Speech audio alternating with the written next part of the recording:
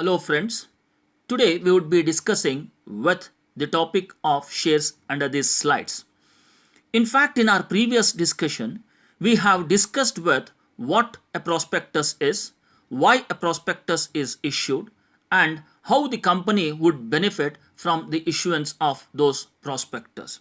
Of our discussion, we have come to know that one such way where the company can get the capital by issuing a prospectus is through these shares.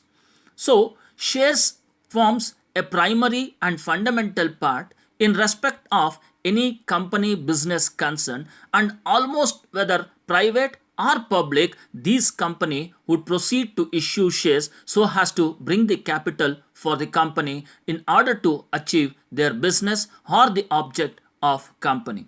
So it is better for us to understand what a share is, how allotment of these shares takes place, when can a company make a call for the shares, what do we understand with the share certificate, how transfer of share takes place, the difference between transfer and transmission, how reduction of shares takes place, what is the procedure that the company to adopt in reduction of share capital, so also how surrender of shares can be made. Then we will also discuss too with the forfeiture of shares and lien of shares.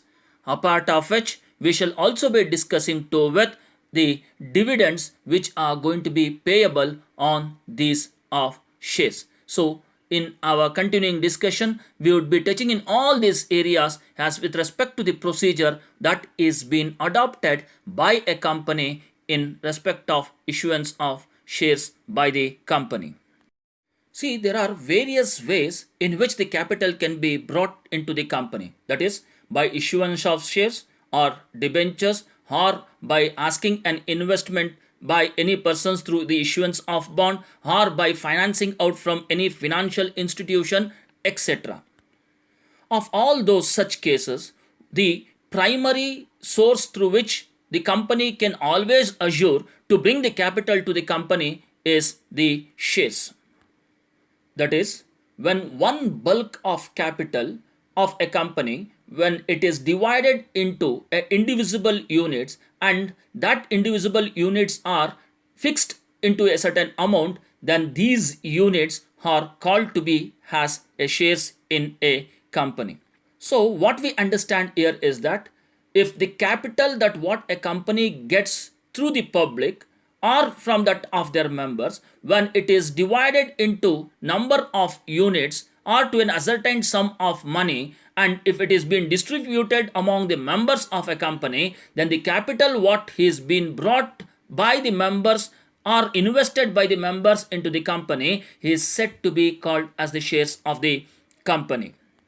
So a share is something, an interest of a shareholder in a company. But we should also understand that share capital is not a necessary condition for every incorporation of a company.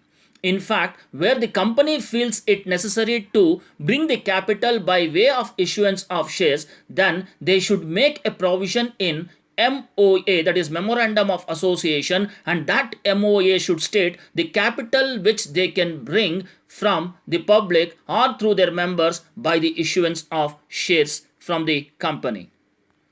Then such amount what is stated under the capital class of MOA becomes the authorized capital, and this capital can alone be brought by way of issuance of shares to the public or to their members, and that is what we call it as shares, and that those shares which is being issued would be legally entitled to the person who is holding the shares of a company.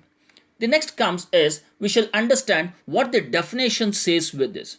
In fact, section 2 clause 84 of the current act, which says a share is a share capital of a company and includes, it is something which is an inclusive provision, says includes any stock except where there is a distinction made between stock and shares of the company, which says, that is, if the provisions of the company that is in its articles or it is under its memorandum, does not differentiate between stock and shares of the company, or if it is impliedly making a difference between these two, then we shall consider both these two as the shares. But if there is an expressly, if there is a distinction made, or impliedly if there is a distinction made, then stock and shares are different with each other. But however, when you read the definition of 2 class 84, it says where unless it is not expressly exempted, stock includes shares and it can also be called as a share. So what we understand by the definition is a share is that amount which the company has issued in the form of a share and includes stock where it is not impliedly or explicitly said that it is these two are different.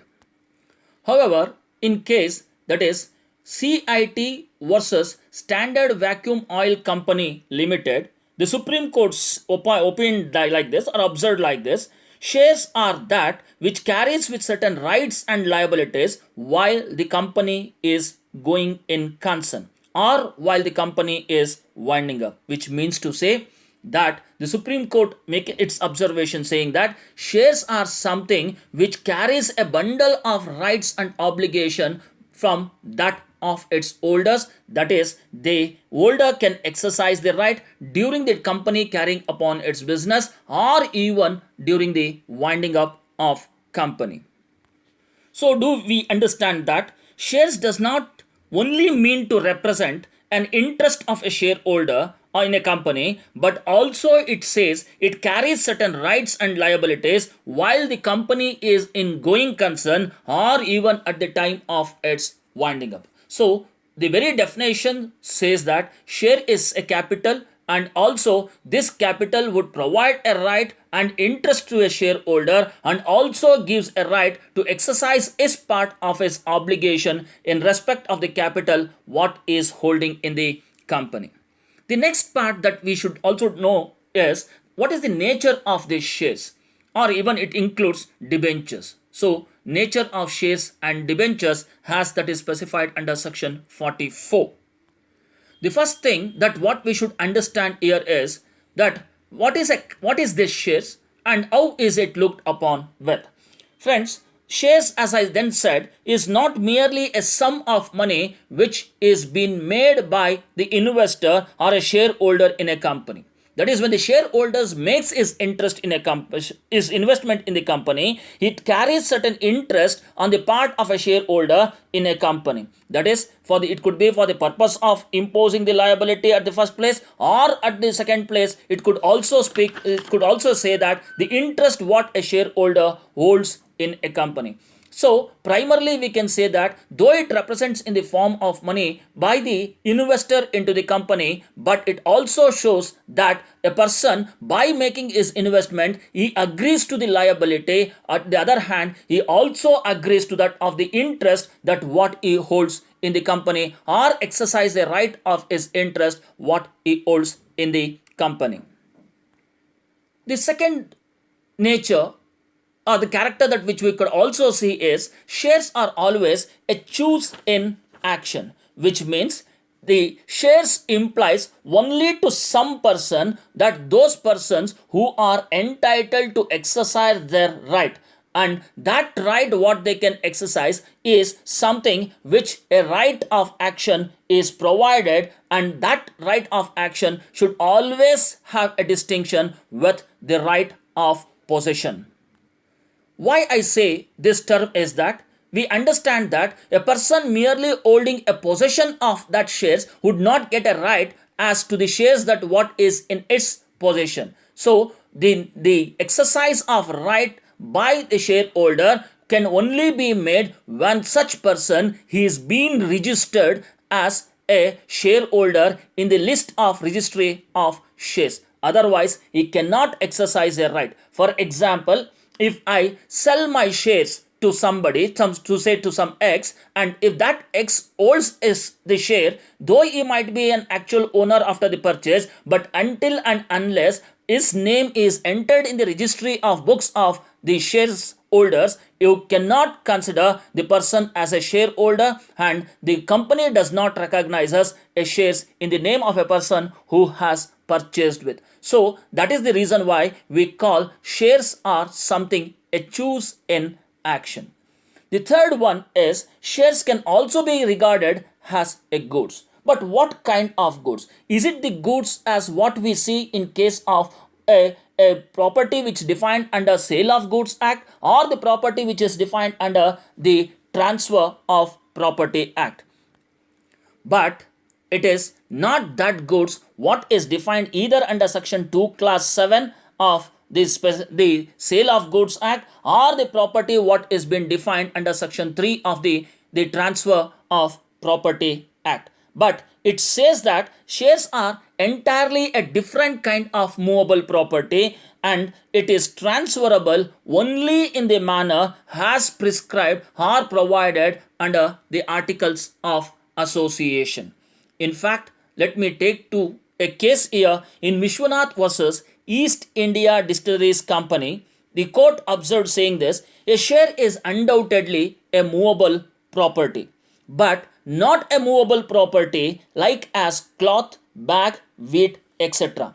But it is such a kind of a commodity that are always brought into existence by an act of legislation, and the share of a company belongs totally to a different category of property which a person holds in, and it is an incorporeal in nature, and it consists a number of rights, or I can say the holder of the shares would also have a bundle of rights and obligation by which he could exercise or he can exercise in respect of the company. So this is the third nature that which we can see a share carries with. And the fourth one is shares are also not a negotiable instrument between the shareholder and a company. Like when I say negotiable instrument, the very common example comes before me is the promissory note, bill of exchange, or check. Can you compare these shares with that of the document that is defined under the Negotiable Instrument Act? Undoubtedly, it is not so, because of the reason that is the shareholder shall only have a right to make a shares, claim for his interest, exercise his obligation. But whereas under negotiable instrument, the bearer sometimes or the third party can sometimes can effect a transfer and they can exercise it. That is, by mere delivery of those property can be transferred here, but otherwise then in case of shares PC, it is not a negotiable, because of the reason that unless through the procedure of law which is there provided for transfer of shares, the transferee would not get a right of those shares which is holding in the company. That is the reason why in case of in a notable case, that is Sri Gopalan Paper Mills Company Limited versus CIT, Commissioner of Income Tax, not commercial, Commissioner of Income Tax, where the court made it observing saying that shares cover three phrases. One is when share is a part of the share capital of a company. Second one is shares when exploited by finding the shareholders. And the third one is shares converted into stock. In fact, the first phrase signifies or speaks to with that where the share is just in the womb of the company, that is under the objective class in a memorandum of association. There, the shares will have no meaning in itself except otherwise than in that of writing. So the first phrase always refers to a limited sense, that is when the shares are still in the womb and having not find out the shareholders for a company. But the second phrase is something which it attracts the very nature of shares, that is section 44. It says that is the what is there in the womb of a company, the shares what is there in the womb of a company gets transferred to the hands of an agent or to the shareholder and becomes a movable property, and it is a which can be a tangible in nature. That is by way of a document, though it is we say shares are non-tangible one, but because of the reason that it finds an agent or finds a shareholder, it gets its meaning. And the third part is that, or the third phrase is that, that is when share becomes a movable one, even and it gets accumulated, it is converted into the stock of the company. That is, when all the shares are being brought and thrown into a single box, that box amount what it considers are called as a stock of a company. So for any shares to get itself converted into the capital and for the use of a capital to the company, it should undergo with all these three phrases so as to consider it to be as a shares of a company. That is the reason why, my friends, Sri Gopalan in Sri Gopalan Paper Mills Company Limited, the courts observed saying this, that is, in every company, whether it is a private or public company, the company, in order to issue the shares, it has to cover all these three phrases, only then the share comes into existence. The second part is the types of shares of in a company. Section 43 provides that. Basically, when you go with the types of shares in a company, there are two major types of shares basically. That is, one is a preferential shares, the other one is the equity shares, which we commonly know it. So these kinds of shares are allotted to the shares holders, and the company could make its capital through the issuance of any of these two kinds of shares. Now, let us understand what is this preferential shares.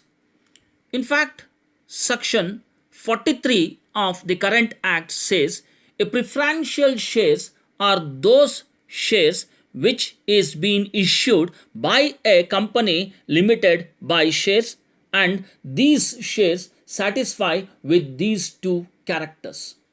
That is, one, that is where a preferential right is being given to a shareholder in respect of the payment of dividend, whether it is during the lifetime of company or even during the winding up of company.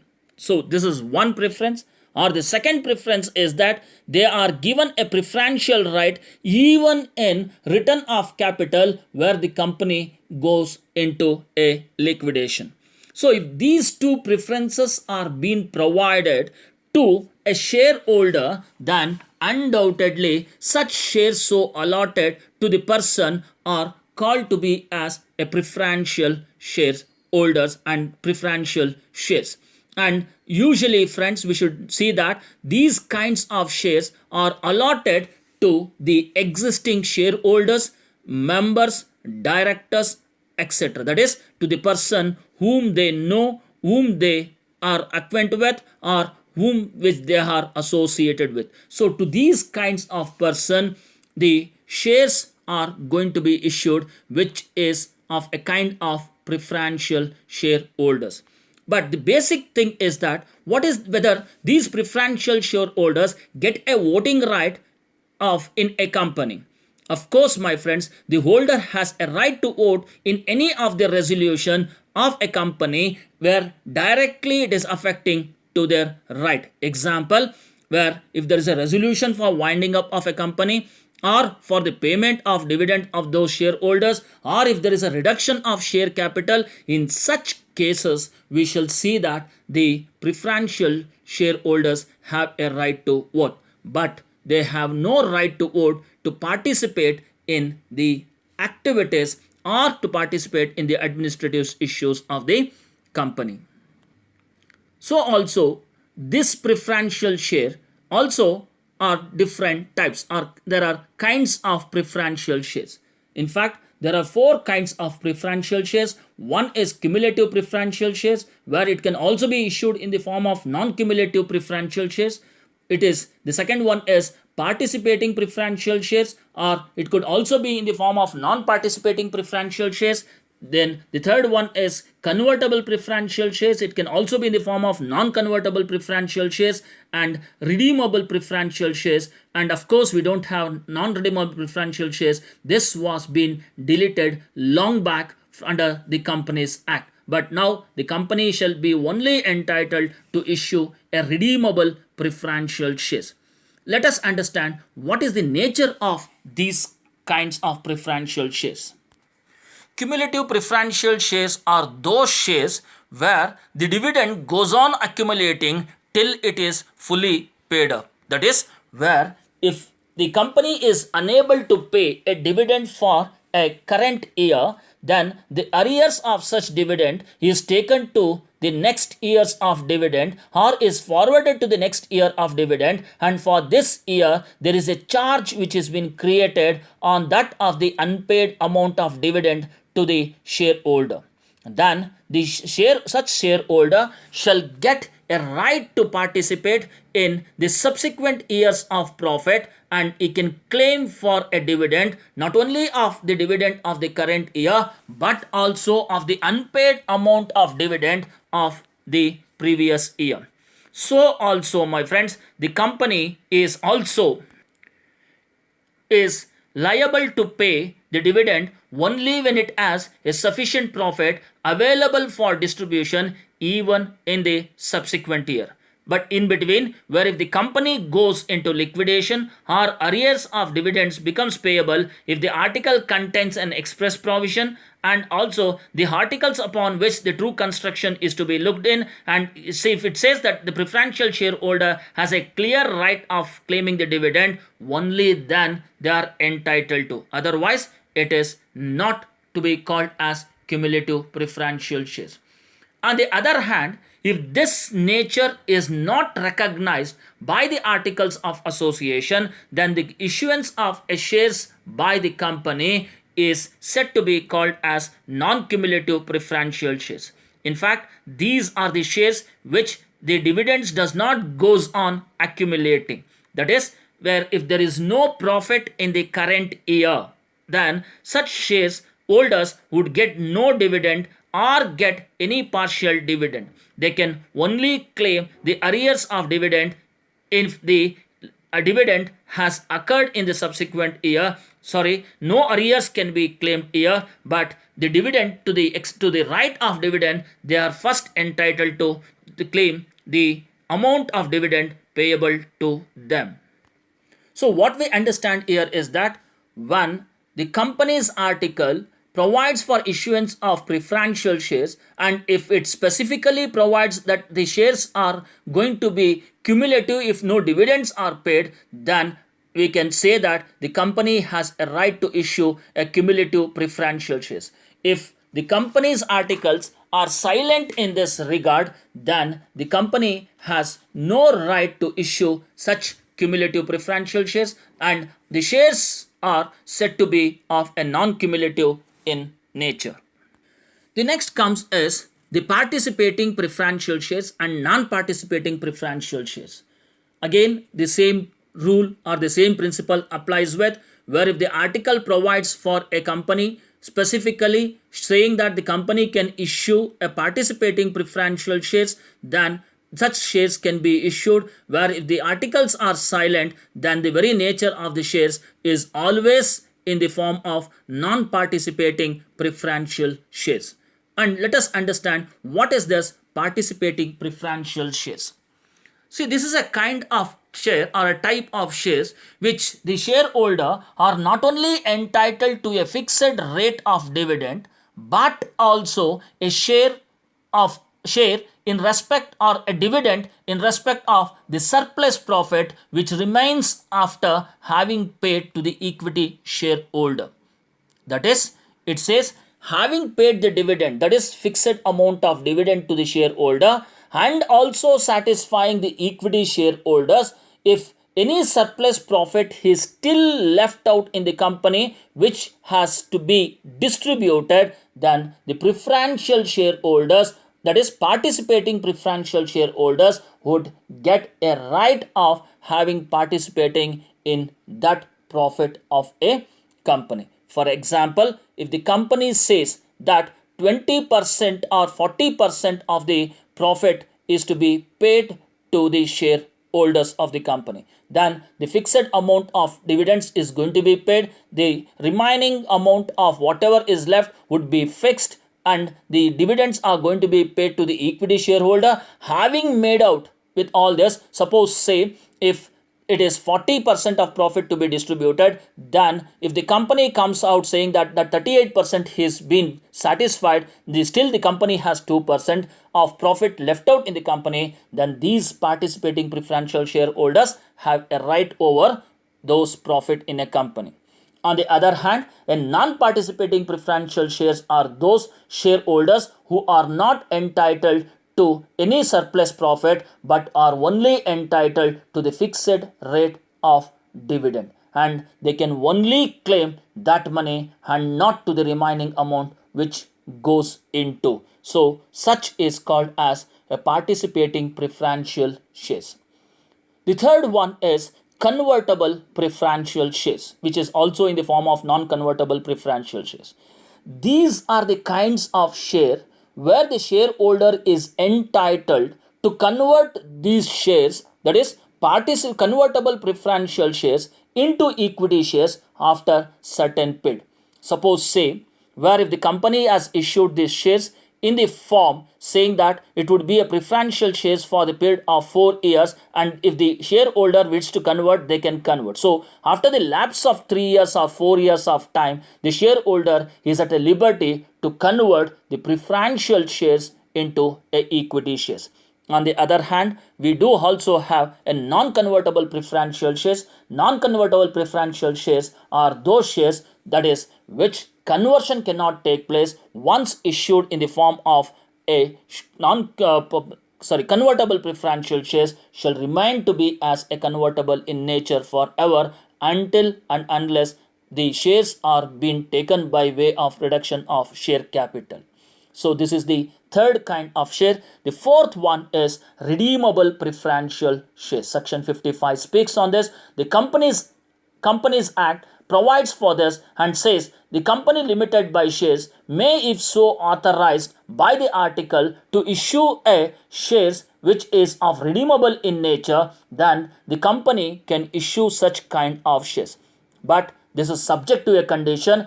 It says only a shares which is to be issued as redeemable preferential shares shall be made as a fresh issue.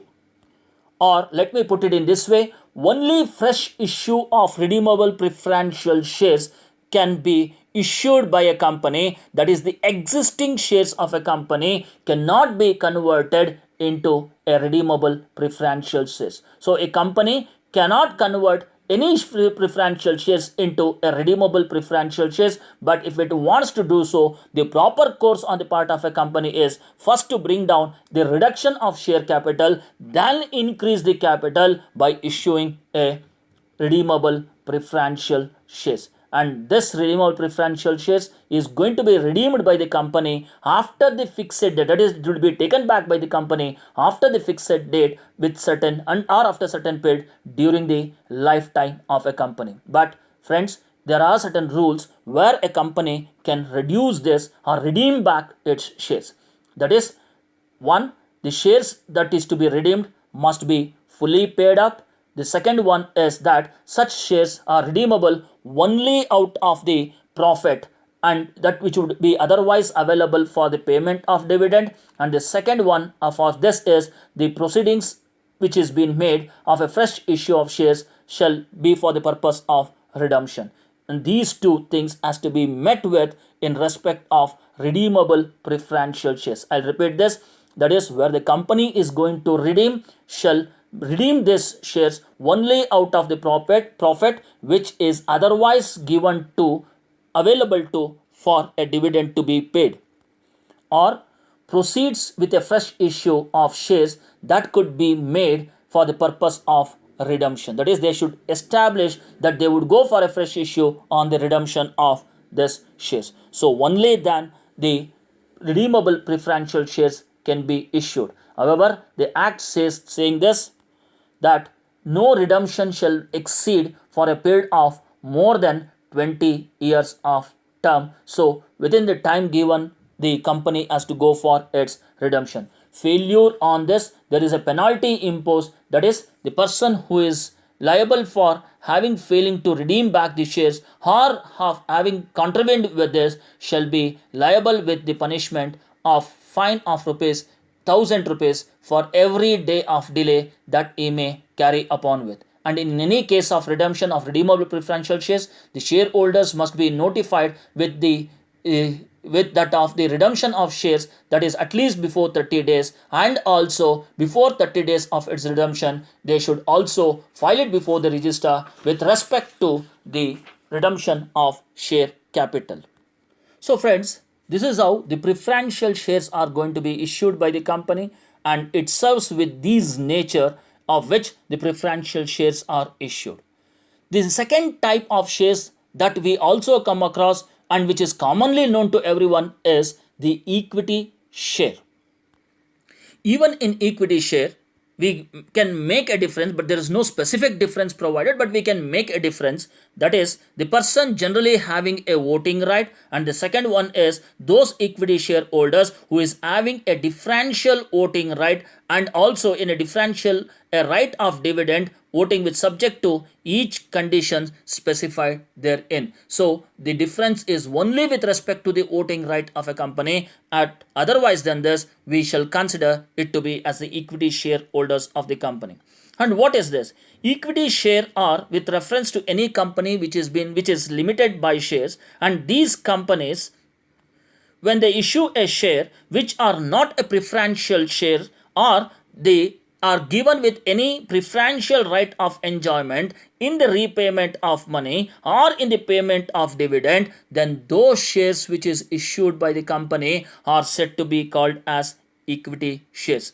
That is, where if the shareholders are entitled to the dividend only after having satisfied to that of the preferential shareholders, then the shares what is being, or the dividend what is being paid on these shares, are said to be the holder of equity shares, and this dividends are paid out of the net profit which is let for distribution or which is fixed for distribution.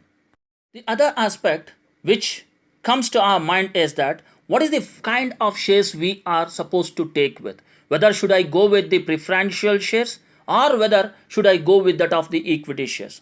When I take preferential shares, I am entitled to a fixed rate of dividend which the sum is assured to me. But when it comes to an equity shares, equity shareholders does not have any right of fixed payment, but their amount is fluctuating, and also whether the dividends are going to be paid or not would become immaterial. It all depends with the decision of the board of directors. So the dividends are not assured in case of equity shareholders in a company. So such being the case, which is the share that I am going to go for is a question which comes to me. But generally, when an investor wants to make his investment in a company, he would rather prefer to go it in the form of an equity shareholders, for a reason that once when he holds an equity shares of a company, he is entitled to participate in the management of the company. That is the chief advantage which provides to the shareholder for having an equity share in his name. But if the same were to be a preferential share, then this preferential shareholder would not get a right of having participating in the management of a company, and he should be working to that of the decisions taken by the majority of the equity shareholders in a company. So the investor would always opt for having going for an equity shares rather than that of a preferential shares, because they get a right of power to exercise in the management of a company. However, the right of equity shareholders are something like this. Friends, these equity shareholders are entitled to receive an offer and also to subscribe further issues of capital on the basis of section 81. The second one is, that is, these shareholders or these kind of shareholders are entitled to have a notice to the company signifying their candidature or to the office of the director or for any annual general body meeting that is conducted in the company. They are also entitled to receive a fully paid up bonus share. They can even ask a copy of memorandum of association and articles of association.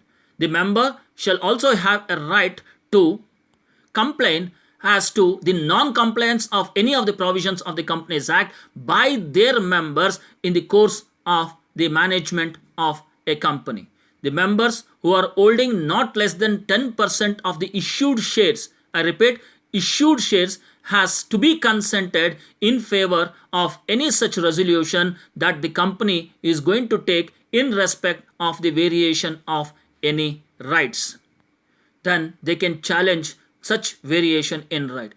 So also every member has a right to inspect the document and the registry that is being kept in the company. They can also have a right to call an AGM, that is annual general body meeting, if there is a default committed by the directors of a company or any other members of a company in calling the AGM. The member can also appoint their representative as proxy to attend the meeting, where if they are unable or unable to come before the company's meeting, where if there are two or more members, 200 or more members, or 1/10 of the members having a voting power in the company, can ask the central government to investigate into the affairs of a company wherever where the members of the company founds the activities of a company is carried in a fishy manner. They can also apply for the tribunal in cases of any oppression or mismanagement that is caused in a company. So also they have a right to cause notice of special resolution and for also the removal of directors of the company. So what we understand here is this, that is, in case of equity shareholders has several rights which could be exercised with. But the fact is this, that when you compare with that of the preferential shareholders, as far as the administration is concerned, these shareholders would have a better right, better role, better right of way in respect of the management of company than that of the preferential shareholders. That is the reason why the person who is making his investment in the company shall always prefer to say that the right shall be in the form of an equity shareholders in the company. So let us also bring out the differences between preferential shares and equity shares. Very quickly let me say this, that is, so the difference between the preferential shares and equity shares are something like this. Whereas preferential shares are more or like a debentures by its nature, so these shareholders would hold a fixed amount of shares in their name. But in case of equity shares, they are only a shares of a company which is divided into indivisible units. The second difference we can also see is that is, this preferential shareholders are entitled to a fixed payment of dividend. That is, while issuing the shares to these members, the rate of dividend are fixed and that rate of dividend they are assured with. But in case of equity shareholders, there is no fixed rate of dividends available. It is in every AGM, the AGM would decide what shall be the rate of dividend made available to that of the equity shareholders. The third difference is that the company may pay back the redeemable preferential shares after a fixed period of time. But in case of equity shares, there cannot be any payback unless where under this scheme there is a redemption of capital exercised by the company. The fourth one is, that is, in case of preferential shareholders, right of voting is restricted unless where the agenda which is affecting directly with the preferential shareholders. But in case of equity, they are entitled to vote in all the matters which is being carried in the company. And the last difference we can make is that preferential shares are more profitable and a safe source of investment, while they are also entitled to a fixed rate of income, and that income is guaranteed, so that the risk is very less. But in case of equity shareholders, it may not be a safe source for the reason that they are not entitled to a fixed rate of dividend, or their risk what they are taking by making the investment in the company is more. So these differences we can find out between the preferential shareholders and the equity shareholders. However, whatever the kind of shares they are, my friends, the necessity requirement that the company before having issuing this shares is that is such issuance of shares should be authorized by a special resolution.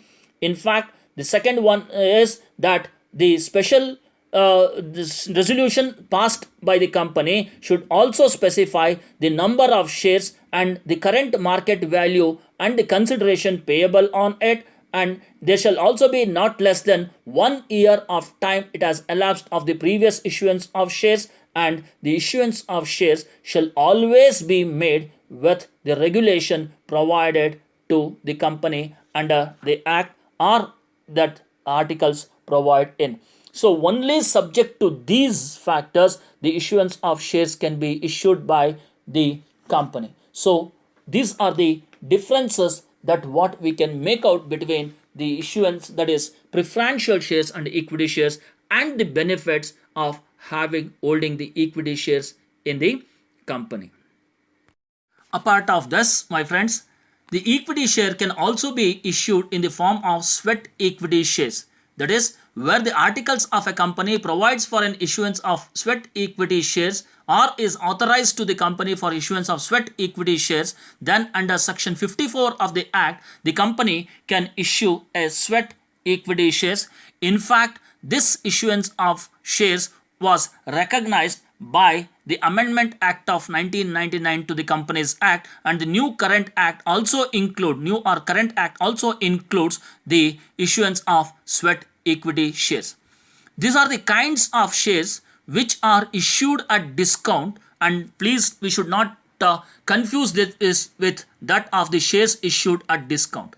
It is quietly different with each other, but equity shares where if it is issued at discount or for the consideration other than the cash provided by them for having providing the know-how to the company, are also making certain rights available to the company in the nature of intellectual property, or if there is a value addition made by them to the company, and in return to this, if the shares are being issued at discount or even for where no money is being payable, then such shares are called as sweat equity shares of the company. And all the limitation and restrictions of the provisions applicable to that of the issuance of equity share is also applicable to the issuance of equity shares, and it shall be issued only satisfying those rules and regulation so imposed in the issuance of the shares from the company, and such shares are called as sweat equity shares. So in simple we can say that sweat equity shares are those shares which the shares are given at discount for having providing certain benefits made by the person to the company. The next important discussion is with the application and allotment of shares, or in a way we can call it as allotment of securities provided under section 39 of the Companies Act. Here we are going to discuss with what is an application and how an allotment takes place, what are the rules relating to the allotment of shares. An application for share is something, an offer made by a prospective shareholder of a company to take the shares of the company. That is, when an advertisement through the form of circular notice or by way of pamphlets provided for a shareholder, intimating the shareholder to say that the shares are available for its issuance, and when the shareholder intends to take those shares, then he shall make an application to the company for the shares which is willing for, and this application of shares is something what a shareholder makes his offer to the company, and that is what we call it as application of shares or for shares. And when this application, when it is being accepted by the company, or when the offer is being accepted by the company, then this would result into an allotment of shares, and once when it is allotted, the shares are allotted, it results to the binding contract between the company and the applicant.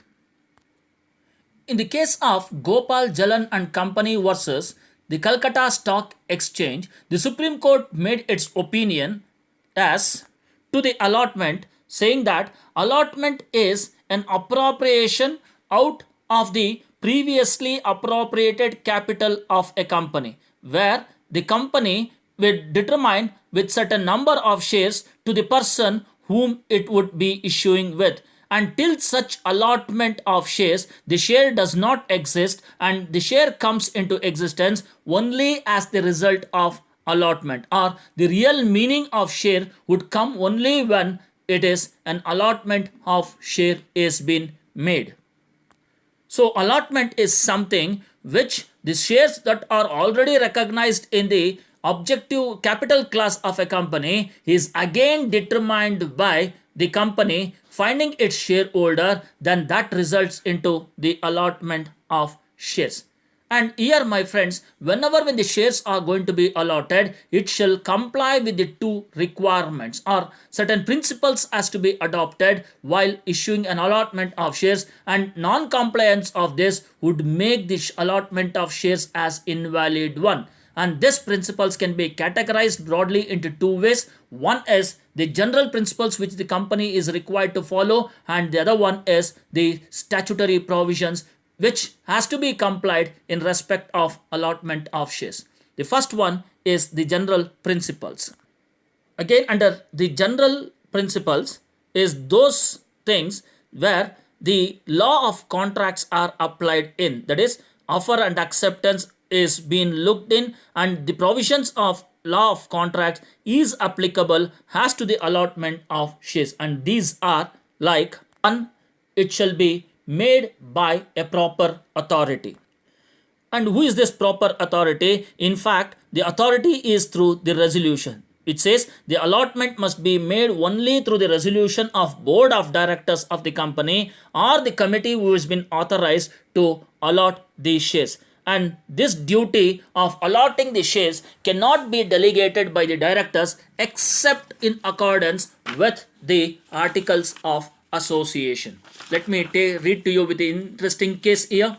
That is in P.V. Damodar Reddy versus Indian National Agencies Limited. In fact, in this case, that is after the acceptance of shares about 6 to 8 months later, the auditors of the company raised an objection and said that the allotment has to be cancelled, for the reason that they said the allotment was not taken in the terms of the articles of association, and said the articles of a company contained a provision saying that no shares shall be allotted to an outsider, and that is especially without the consent of the general meeting, no such shares shall be allotted.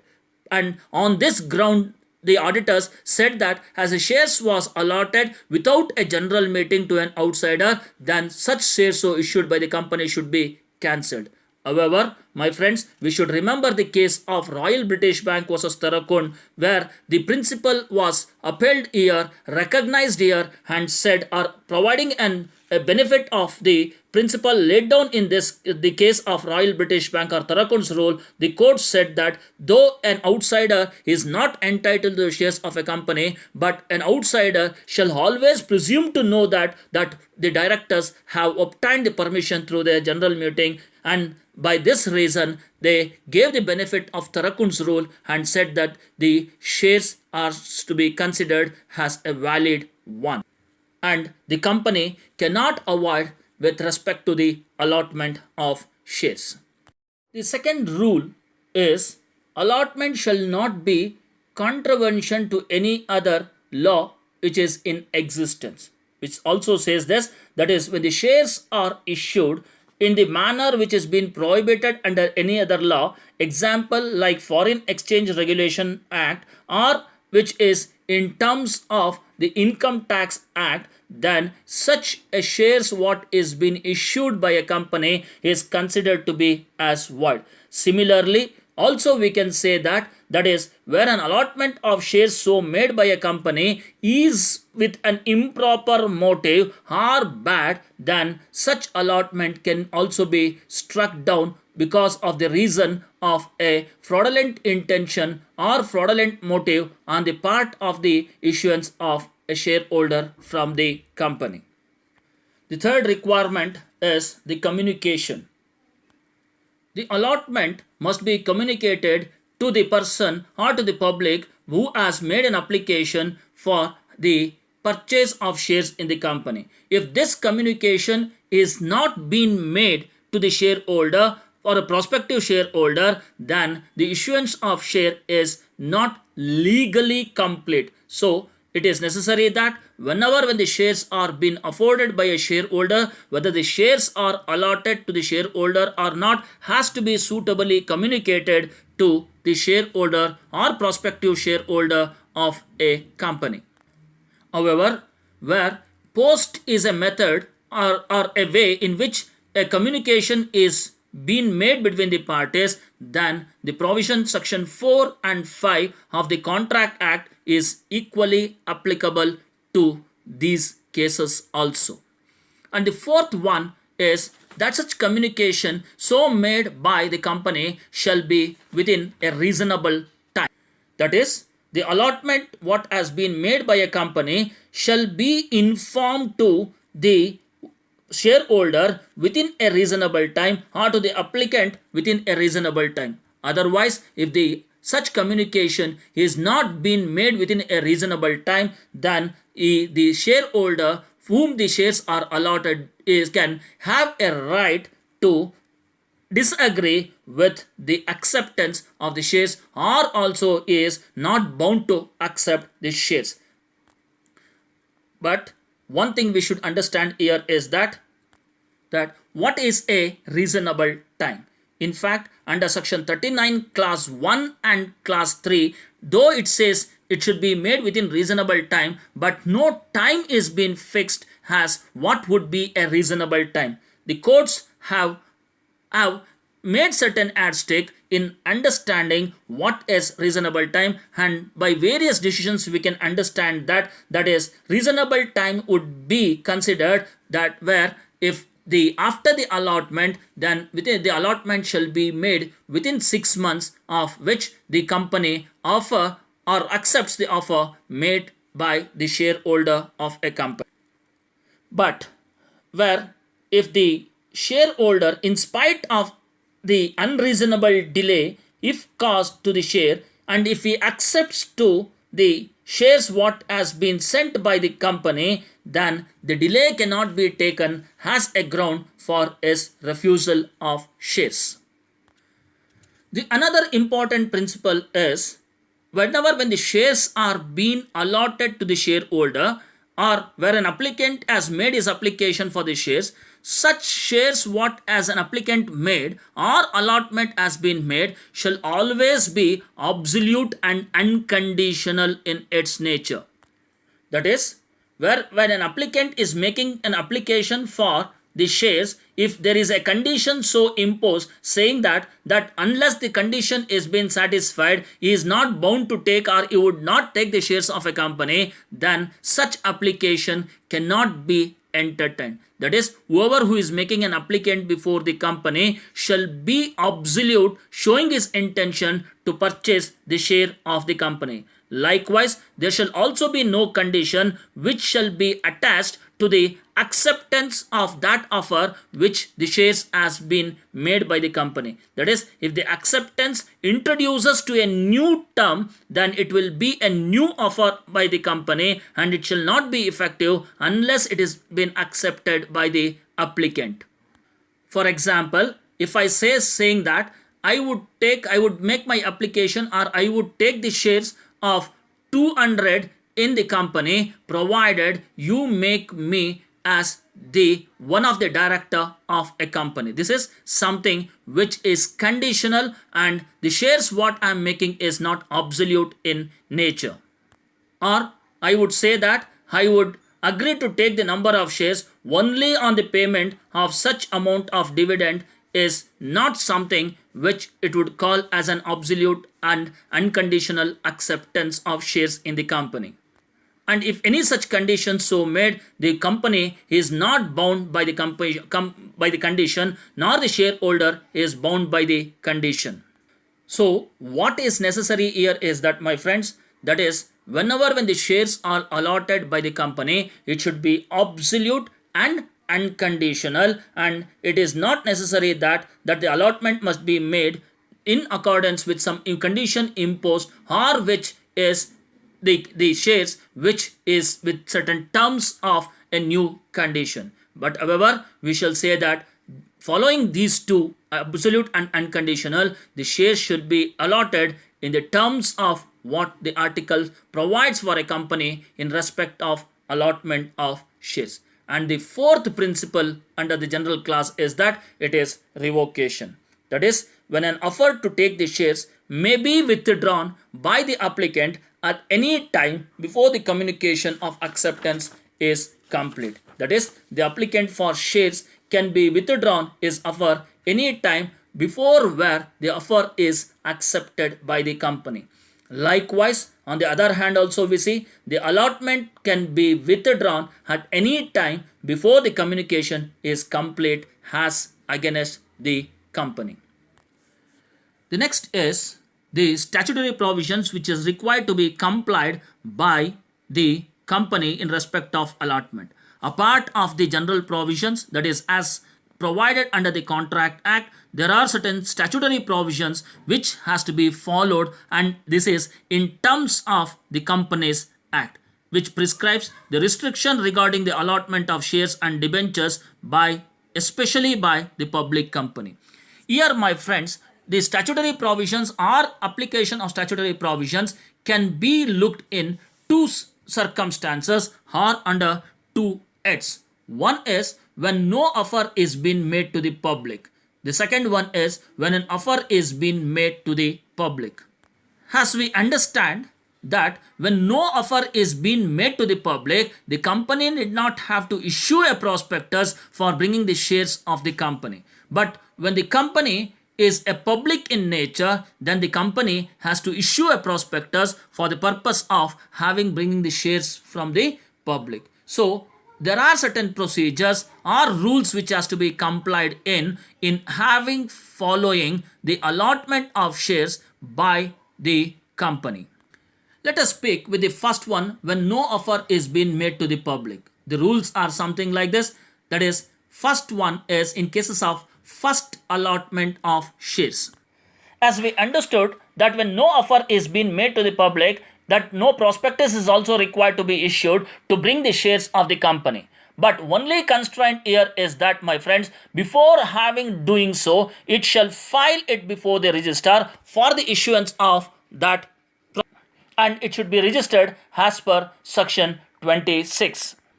Or if no prospectus is issued, then at least a statement in lieu of prospectus has to be registered with. However, it also wish to comply to say that is at least 3 days before of the first allotment of which the company is going to make in shall be filed with the register, and any contravention to that of this provision, it makes the allotment as irregular and it would become voidable at the option of the allottee, and the person who is allotting without complying this provision shall be liable for the punishment or for the penalty of 1000 rupees for every day of delay which he carries in. But where if an offer is being made to the public, then it has to satisfy with the three phrases. One is first allotment of shares, the second one is subsequent allotment of shares, and the third one, it also speaks with the allotment of debentures. But what is concerned to us is what is the rule that has to be followed in case of first allotment and what is to be followed in case of subsequent allotment of shares. In cases of first allotment of shares, the very primary thing that which the company has to first comply is with the registration of prospectus, because any shares issued to the public shall be made only by way of prospectus, and this prospectus shall also comply with all those provisions of section 26, that is matter to be stated in or matters that the prospectus should contain in. That is, beforehand and the company has to first make a registration of that prospectus which it is going to issue, and later on the issuance of prospectus shall be made to the public, and through that the allotment has to be made.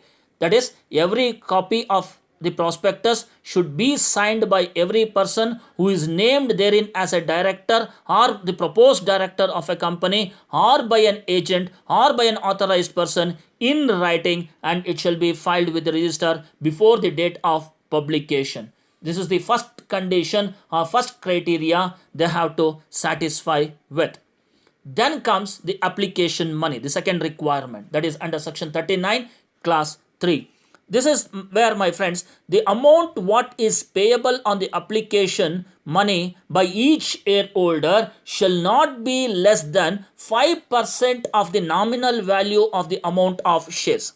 That is, suppose say, like where I'm taking 100 rupees share into 10 units, then for each share what I'm taking, I shall pay 5% of it, that is 5 rupees on each share what I am willing to take in the company, and the capital issued by by such person to the company should be made fully paid up within 12 months from the date of this allotment of shares, and this is also fixed by the SEBI guidelines. And all such capital so received by the company by way of an application money shall be kept in a separate scheduled bank account, unless where the entire amount in respect of the shares is being payable by a shareholder on this application for the allotment of shares. So if these conditions are not satisfied, then the money received shall be repaid to the shareholder within 130 days after the issuance of prospectus. And if the director fails to issue this money back, then the director who is in charge of this shall be liable to pay 6% of interest on the expiry of this 130 days against the amount which would be refunded to the shareholder or prospective shareholder of a company. The third rule, which also says in cases of first allotment of share, is that it is minimum subscription under section 39(1), which says no allotment shall be made to any shareholder of any share capital of a company afforded to the public unless where the amount stated in the prospectus is a minimum amount which has to be subscribed in. That is, suppose if I say it is 100 rupee, then for every share of 100 rupee I should pay 20 rupees on each. That becomes a minimum subscription which I would be paying it upon the each shares of the company. That is from the viewpoint of the shareholder. Secondly, from the viewpoint of a company, the sum payable on the application of such amount has to be paid and received by the company. That is from the viewpoint of the company. Again, the company making a right or public issue of shares or debentures, etc., must receive at least, in toto I am speaking, that is minimum of 90% of the subscription against the entire issue before the allotment of shares or debentures to the public. That is, suppose say if the company calls for 10 lakhs of issuance of shares from the company, then the minimum subscription of the company in this regard is 9 lakhs of rupees, that is 90% of the total subscription that what the company makes in. Unless the company receives 9 lakhs of rupees, it cannot proceed for the allotment of shares of the company. And if the company is unable to get this 90% of the entire amount, then it shall refund the amount to the applicant at the end of 90 days from the closure of this issue. If there is a delay in refunding the amount for more than 10 days, then they have to pay the interest to an extent of 15% of the amount so collected and the delay cost on it. So also, such shares what he has been afforded from the public and allotment is being made, such shares or debentures has to be listed in any one of the stock exchange as per provision of section 40, which says it is compulsory on the part of every public company to list out those shares or debentures in with a recognized stock exchange, one stock exchange. that is, according to which the company intended to offer the shares or debentures to the public subscription by issuance of prospectus shall, before having issuing this prospectus, shall recognize one or more stock exchange for the permission of having distributing the shares or debentures of the company, and the name of such stock exchange, as a case may be, shall also be specified in your prospectus. And any allotment made under the prospectus without complying this would become void, and the permission for listing the shares is not granted by the stock exchange also would make the allotment as void. So these are the rules which is required to be followed in case of first allotment of shares. In all other cases, as to the subsequent allotment we see, that is subsequent allotment of shares, in all these cases, as to the subsequent allotment of shares, the public for subscription of shares, only that all the provisions are applicable, that is registration of prospectus, minimum subscription of prospectus, shares or debentures to be listed out in any one of the stock exchange, except that of application money under section 39 clause 3. So in a subsequent allotment of shares, the company need not have to comply with the provision of taking application money specified under section 39 clause 3. Apart of this, all other things has to be complied with. And the third one is allotment of debentures. There is the special provisions applicable to the first allotment of shares is also applicable to the issue of debentures by, if the company is to be a public company, and which invites a public to apply for debentures, except the provision relating to the amount payable on the application, that is 5% of money, and depositing the money in a separate scheduled bank account is not